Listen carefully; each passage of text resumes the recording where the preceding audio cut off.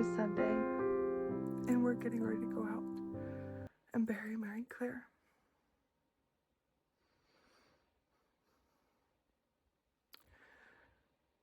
I've been dreading this day, as we've been preparing for it. It feels like the worst day ever. But it's beautiful outside. It's snowing, it's so peaceful. We got her this beautiful white casket.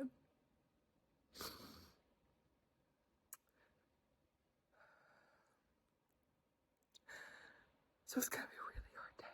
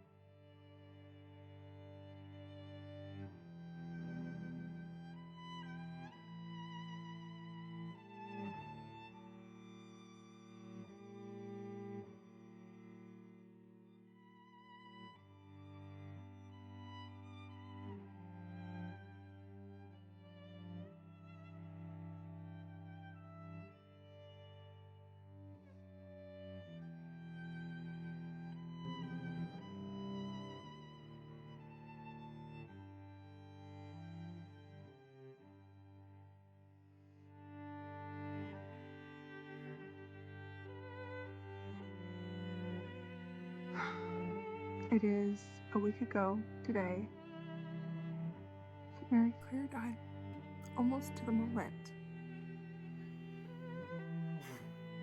We put Margaret to bed tonight, and we sang her the goodnight song. We tucked her in and just looked at Spencer, and I was like, a week ago today, this was such a different scenario happening. We tucked Mary Claire into bed, and then she died 2 minutes later in our arms. Spencer's outside right now, visiting Mary Claire before we go to sleep. Parents shouldn't have to watch their children die. Parents shouldn't have to bury their children. Parents shouldn't have to go visit them before they go to bed.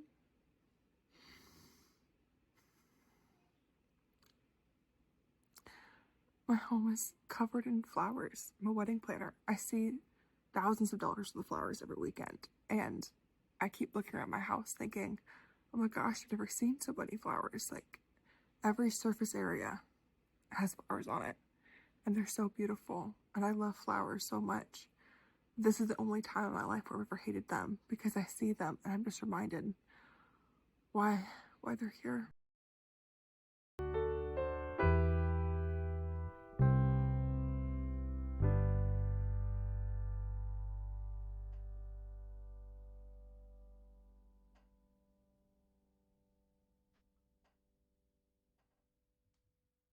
Hello from my Christmas tree. I can't believe I get to enjoy my Christmas tree this year. It's shocking to me that it's still alive, but it's a Christmas miracle. God saved our tree. This is the first day since we got home that I haven't cried the whole day. I have pulled up my phone to film like 10 times and just have been too sad to just burst into tears. And so we'll see how far I make it tonight, or if I'm just gonna start crying all in a second, because I just really might. We have been home for a few days now. It's so good to be out of the hospital. Living in the hospital for 5 weeks is a crazy and traumatic and terrible thing in and of itself. But then living in the hospital for 5 weeks, having a very scary, traumatic birth, almost dying yourself, and then your daughter dying, is a crazy, traumatic event that I wish on no person anywhere. I would not wish this on my worst enemy. I got a lot of questions on my last video on what exactly happened, so I'm going to kind of quickly break it down and not take 3 hours breaking it down because it's kind of complicated. When a woman's water breaks, they usually go directly into labor.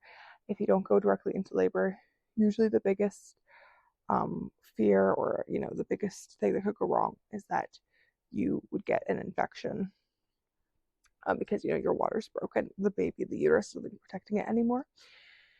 And so when my water broke and I didn't go directly into labor, that was what the doctor was saying. It was going to be, I get an infection or my placenta falls off and I have a placental abruption. I always thought my placenta was going to fall off and I was going to have an abruption because I bled so much every single day in the hospital. I was in the hospital for 5 weeks and I went into labor and delivery twice.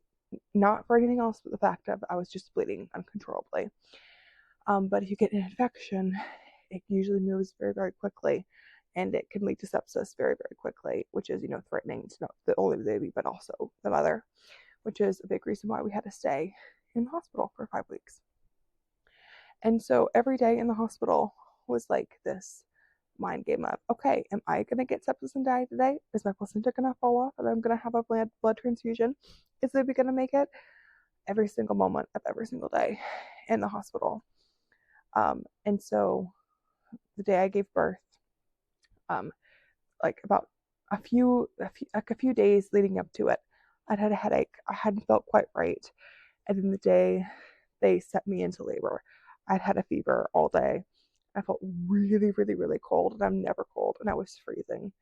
And so they ran all these tests on me, and they're like, "You're not sick. You're infected. The baby's infected." There's this big fancy word that starts with a C. They told me what it is, but I can't remember. It's like chorio. It's something. I should have looked it up before I started talking, but here I am. And so they were like, "You're infected. The infection is in your bloodstream, which means sepsis is on its way, and so you have to give birth now, or you and the baby will both die." So I labored for 16 hours before finally I was just like, I have to have a C-section. I cannot labor any longer like this. Like, I have to be done. And so they took me back for a C-section, and it went from very calm to very an emergency because Mary Claire's heartbeat dropped and they couldn't find it. And then when they did find it, it was very, very low. It was like a 40. And so it was so frightening. It was one of the most frightening things of my entire life. The medicine to numb me could not keep up, so they had to put me under. And so they put me under, and when I woke up, Mary Claire was out of the room and gone. And then my surgery took about 4 hours to complete because I would not stop bleeding. They almost had to take out my uterus, which would have been a whole another layer of traumatic terribleness to this whole thing. And then I just wouldn't stop bleeding. Like, they had to sew some of my veins together to make them stop bleeding, which is crazy. And so I almost died. And then Mary Claire went down to an immediate surgery because they fractured her skull, and when they got her out, because she was stuck, and so she and her, like, some of her scalp was like torn, which is just so horrible and so terrible. And so she had to go down to emergency surgery as soon as she was born, which she made it through. And then as soon as I was able to leave my hospital bed, I jumped out of the bed and into a wheelchair, which was very painful. And then they wheeled me down to the NICU. And then we saw Mary Claire. I got to hold her beautiful hand. And I didn't think she was going to die that night. And so I was just held her hand. I couldn't hold her because she was hooked up to all these machines.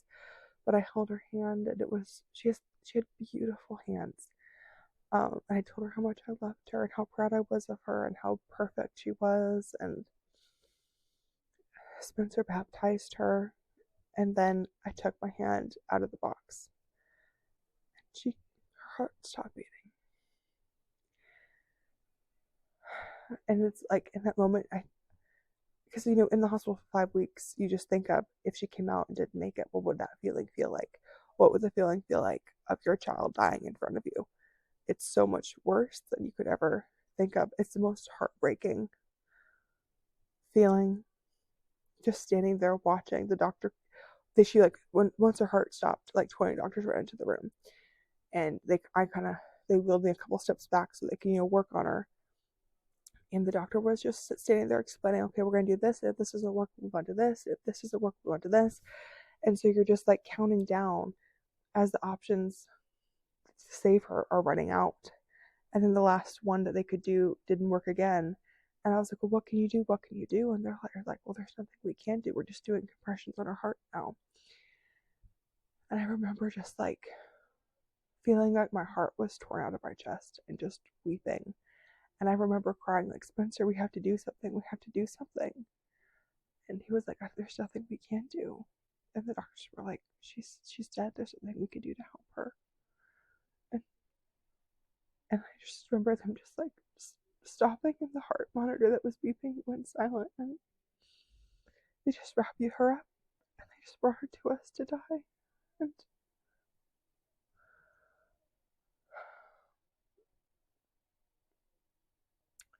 no parent should have to go through that. And it's I feel just like it's 2025. We're sending people to space, and yet babies are just dying in their parents' arms. Like this beautiful, perfect, wonderful, precious child is just dead. It feels like she should have been able to be saved. It's so wrong. And so the few days after that, we stayed in the hospital because of my infection. I was on like all these antibiotics, trying to get the infection out of my blood, and they did. And so I no longer have an infection in my blood.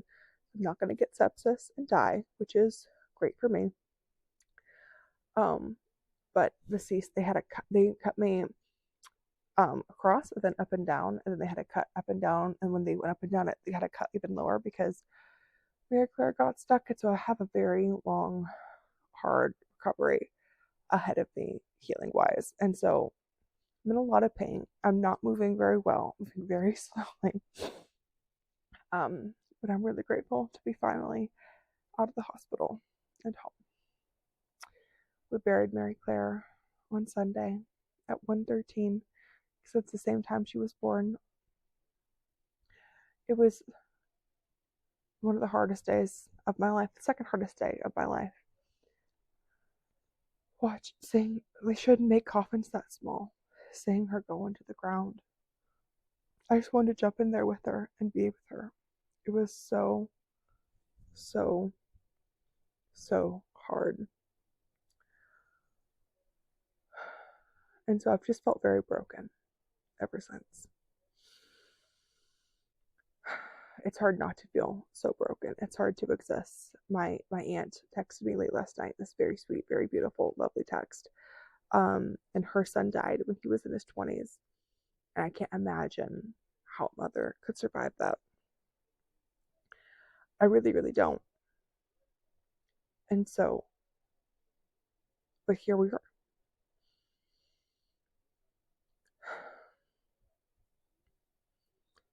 It's been a really hard week. I think there's going to be a lot of really, really hard weeks ahead. Until suddenly they're not as hard. But you almost feel guilty even wanting things not to be so hard because my child is dead. There's nothing worse than that.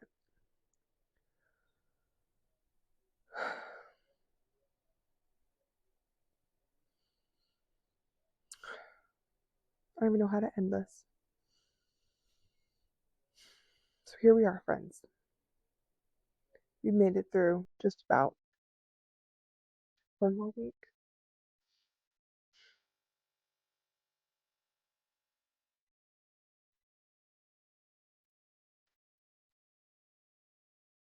Tomorrow it'll be a week since we got discharged from the hospital, which is wild. I was talking to my therapist last night and I was like, it's just crazy that I was in the hospital for 5 weeks and then I had a traumatic surgery and then my child died. It all feels like a really bad dream that I can't quite wake up from. But every day I hurt a little less and it all feels a little bit more real. And it all feels like I'm starting to understand just what happened. So every day gets a little bit better. And hopefully every day next week will get a little bit better too.